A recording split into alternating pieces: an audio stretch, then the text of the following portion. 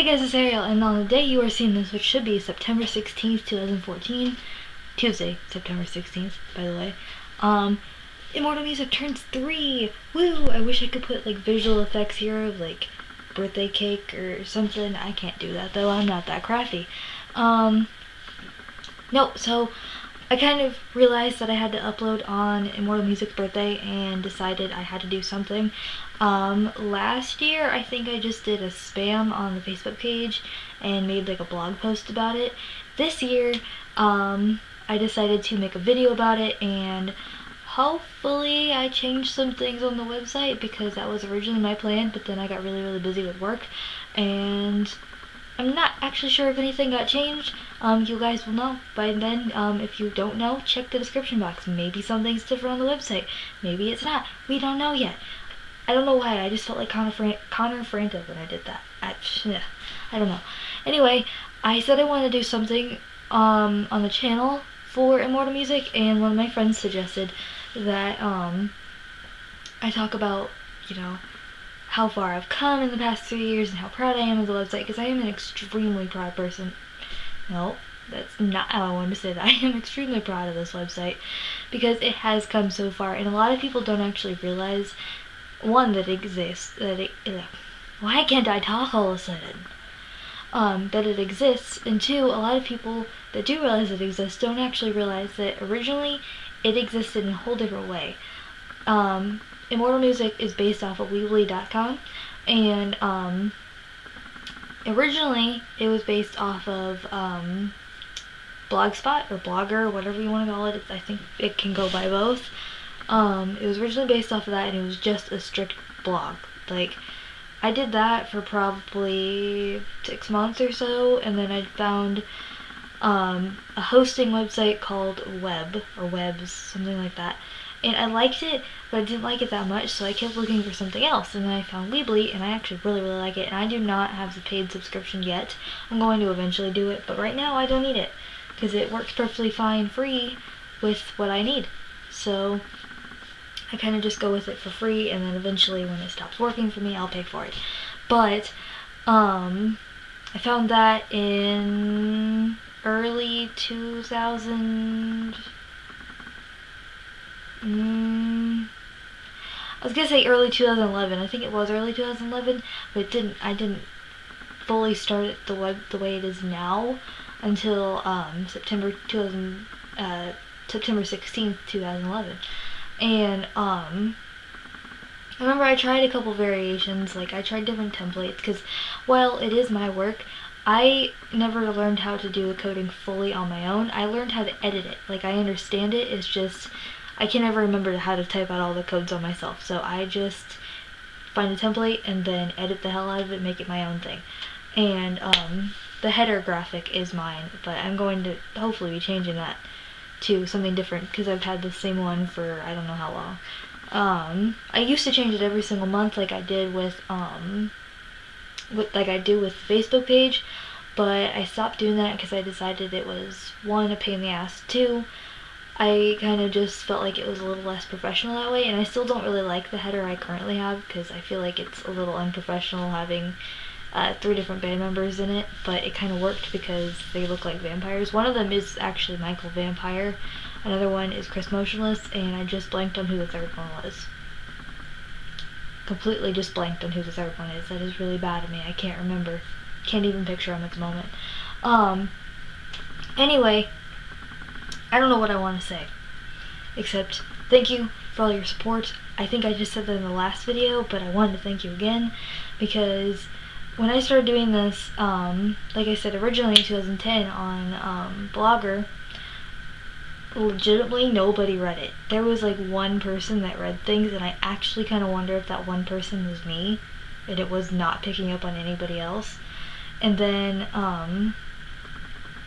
people slowly started reading it, and now it has come so far. Like, I mean, I'm still basically a nobody, but it really says something to me when I have had some of the success that I have had. Like, you know, some people measure success in like how much money you have, and frankly, I have not made even $1 off of the Immortal music stuff. Not one thing. In fact, if anything, it's cost me money. And I don't care, because the way I form success is the fact that I have press people coming to me now for some pretty big bands. The fact that one of my all-time favorite bands has shared me, another one has, and another two, no, okay, here. I have had some of my favorite bands pay attention to me now, and I have also had a whole bunch of other bands get their attention drawn to me because of Immortal music, and I couldn't do it without you guys. It's honestly because of you guys that I get to do any of this stuff. Like, it's because of you that Shinedown ended up sharing my article back in April. It is because of you guys that I got a photo pass for Mayday Parade in 2011. That was my first photo pass. I had never heard of such a thing. I didn't know what it was. And, it's because that one might not have been because of you guys. Kinda. I was already legitimate enough that they gave it to me. That was in, November 2011. And, it's because of you guys that I got to interview Robert Ortiz and Kevin Thrasher of Escape the Fate, and that Robert completely got the meaning of Immortal music. That just, oh my god, that was amazing to me that he got the meaning of it. Most people don't. He's actually the first band member that I've ever actually had comment on the name at all. In fact, he might even be the only one I've ever heard repeat the name. And it's just, I kind of wanted to talk about some of my favorite experiences, but at the same time, I feel like I do that a lot and I don't want to brag. And just to clarify, I'm not bragging. In fact, everything I do, I want to share back with you guys, and that's why I end up talking about it. It's not, well, look at me, look at what I did. It's because of you guys that I get to do anything, but you guys can't actually be there face to face doing these things with me. So I have to report back and tell the story and go, oh my god, so look what happened.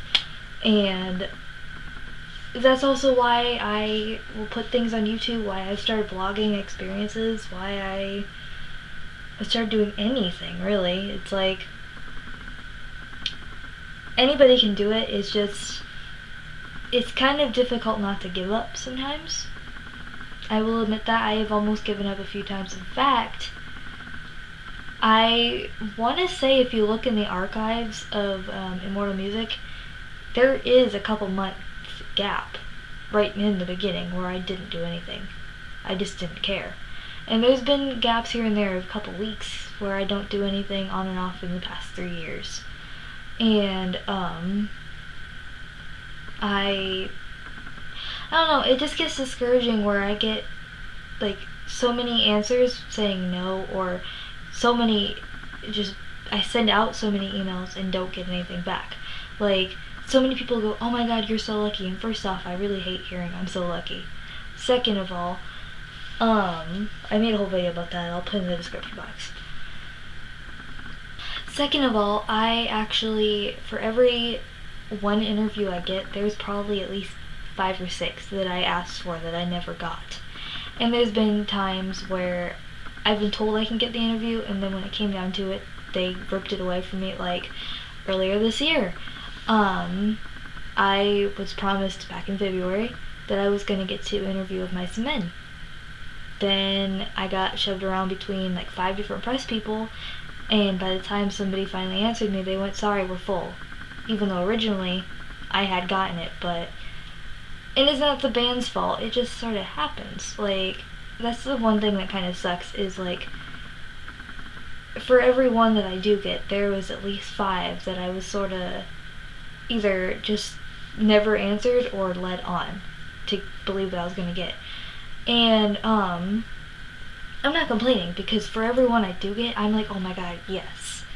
Like, even when it's nothing that I'm really interested in, it's still, oh my god, this is another interview. I've actually started, this might be bad, but I have started now looking at the numbers of people a little bit, going, holy shit, this is X amount of people that I might potentially be able to reach with this interview, like with Escape the Fate. That was one of my dream interviews. I had wanted to do that interview since I started doing this, really. When I actively started trying in 2011, it was because I saw an Escape the Fate show and decided to interview Drive A's, which was their opening act, Drive A's rhythm guitarist Jason over Facebook.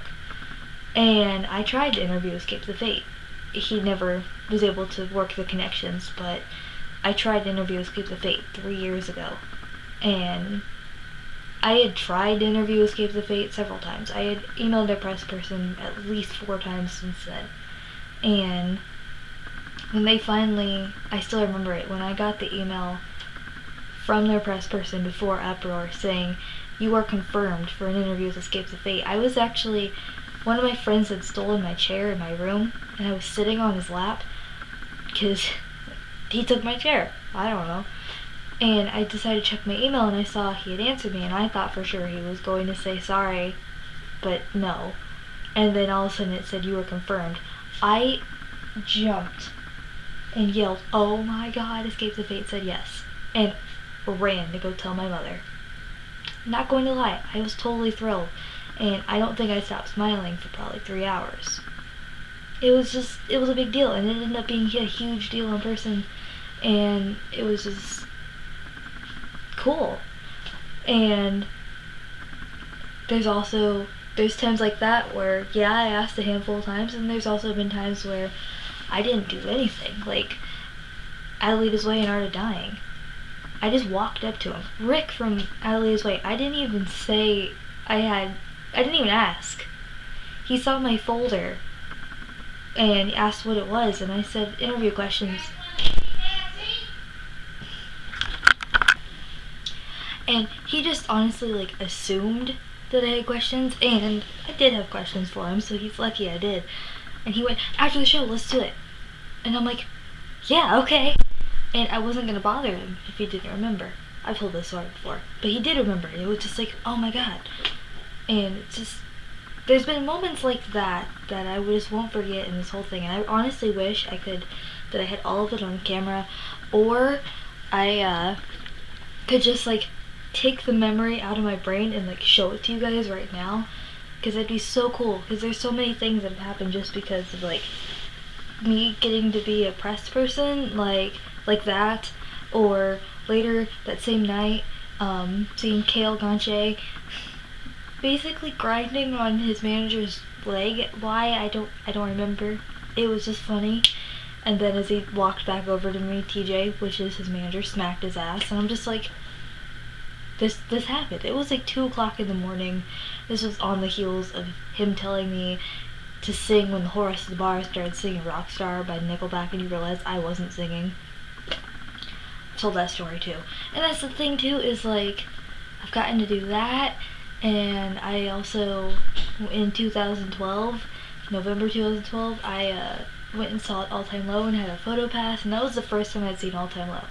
And I kind of love that my first impression of them live in concert was when I was leaning on the stage taking pictures. I couldn't see a damn thing because of their lighting, but I liked what I could see, and I loved hearing them live, and that was a crazy night. Again, it'll be in the description box. There's always stories in the description box or something. And it's just the same night, right then, the All Time Low show. I wouldn't have gotten the chance to glare at Jack Bearcat for nearly kicking me in the face while I had my friend's $1,000 Nikon in my hand.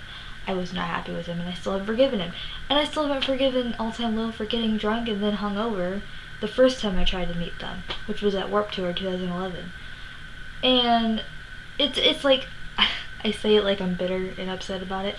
I haven't forgiven them, but at the same time, that's so typical All Time Low that I kind of have to laugh at it. And I wasn't a big fan then. I liked them, but it was actually that not long after that is when I got into them and really wanted to see them. And I did see them later that year. It was Warped Tour 2012. Did I say 2011? Sorry, didn't go 2011. And it's just there's been things like that, or hell, getting to interview Zach Myers of Shinedown, so much came out of that. And like him saying he actually hates doing interviews but agreed to do it because he liked the way I asked. That was kind of an honor to me. And then Shinedown sharing it later, and I vlogged about that, and I watched the video back the other day and feel so stupid for putting that video up, but at the same time I'm so glad I did because it was so raw and happy, and it was tearful, but it was real, and I just really like that. People are texting me, and it's like there's been so many things like that, or like scaring Deuce at Uproar 2012, and or hell, writing an article about how much I hated Matt Walt's performance with 3 Days Grace, and then having 3 Days Grace respond to me this year about it. It took them a full year to respond, but they did, and it still is mind-boggling because they responded as if it was really good support, and it was actually really shitty support. Still don't know who answered me. I bet it was a press person or management of some sort. I doubt it was the actual band. Somewhere I'd like to pretend that it was Matt. He heard the exact way I feel about him, and I still do feel kind of bad about that, but I thought he was disrespectful. And like there's been so many things that I am just so proud of that I've gotten to do, that I've even been able to say I can do. And honest to God, this is gonna sound so cheesy, but I'm just gonna say it. Every now and then I literally get caught up in it and then go, holy shit, this is just the beginning. Like, I daydream a lot. I freely admit that. I one day will show you, but I have written down in several different places daydreams and plans, and I've spent so much time into the future that hasn't even happened yet, and that won't happen for years because I don't have the funds. And I think that also it's a driving thing, but it's also kind of depressing because I look at so much I have planned versus so much I've done, and while I've done a lot, I look at everything I have still to do and go, I've done nothing, but I have, and it's complicated, and it's like I spend a lot of time thinking about the future. I honestly do, and it scares a lot of people to think about the future. It fascinates me. Like, yeah, sometimes it gets kind of scary, and sometimes I do get discouraged and go, why the fuck am I doing this? But then something really cool happens, and I go, oh yeah, this is why I'm doing it. And I actually, like, I kind of had one of those moments, and I don't know if you can actually tell, I vlogged it a little bit. I had one of those moments as I was walking to Escape the Fates tour bus at Uproar with my best friend right by my side.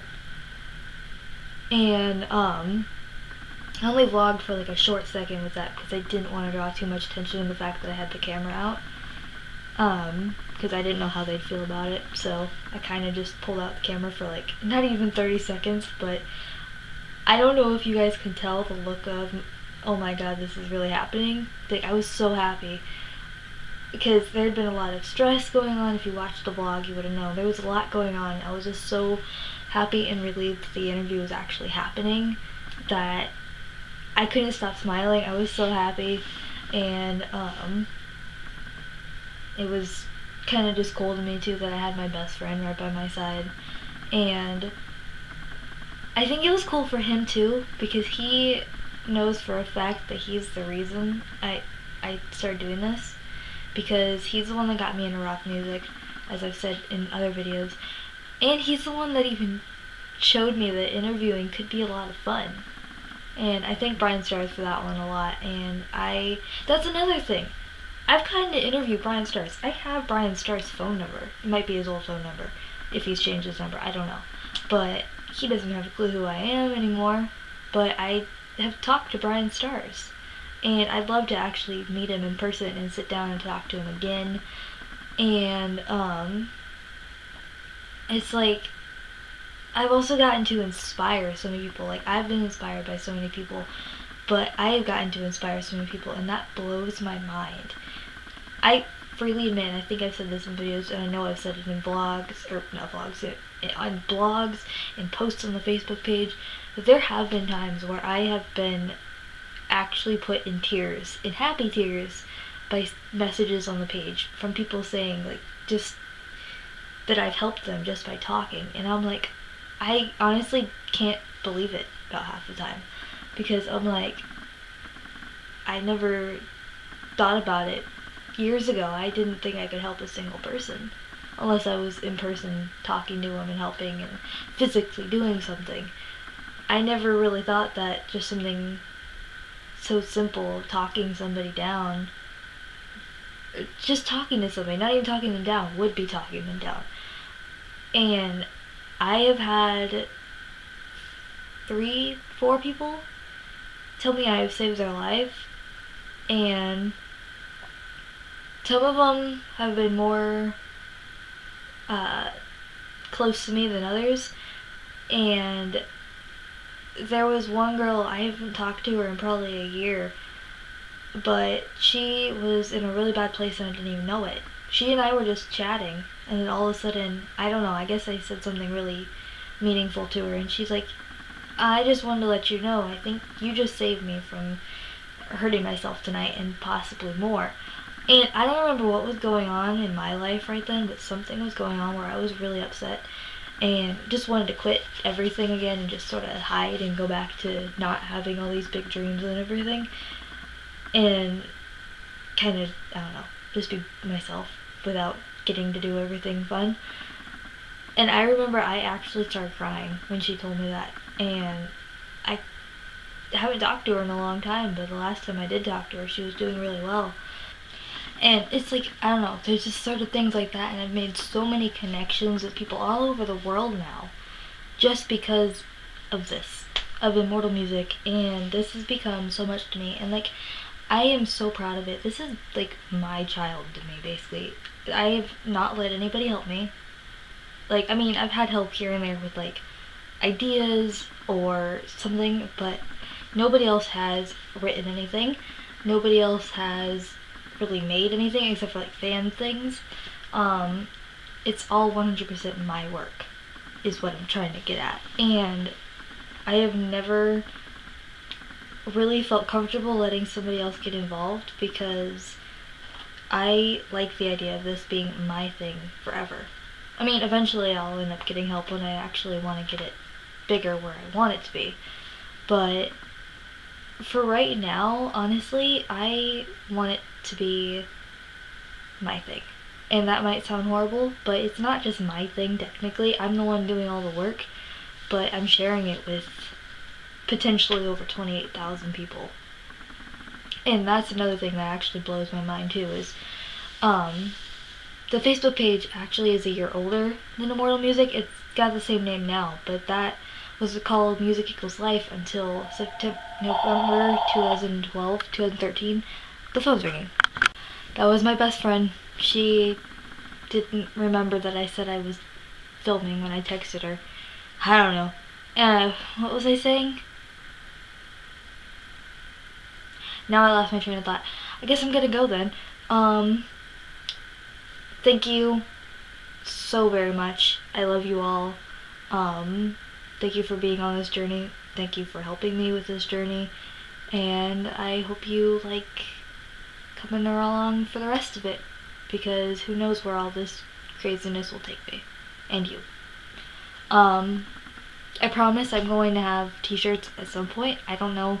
I actually can technically afford to do it right now, which I am looking into it and I'm considering it. But right now, with how things have been going, I'm not actually sure how many people would buy it because Facebook hides everything, and that's how I've been able to get in contact with people the easiest. So I'm still working on that, but eventually there will be t-shirts. I would like to say they'd be out by Christmas. I don't know. As I've explained previously, whenever I do the t-shirts, it's not going to be like a ton of them. I'm not going to have like 500,000 of them. That's a big number. You know, I'm going to start with like 20, and then if more people want them, I will basically have you guys pre-order them, and then I'll make them and send them. I'm not going to custom make them. I've already had that ordeal. Not doing it again. I will go through a company. yeah, so I still have a lot planned, and I've already got a lot done. This was a really long video. I am sorry. I'll talk to you guys later. I love you. Goodbye. Stop moving, camera. Stay still. Okay, note to self, cut all that out. Or put it at the end. I don't really care. Okay. What was I going to even say?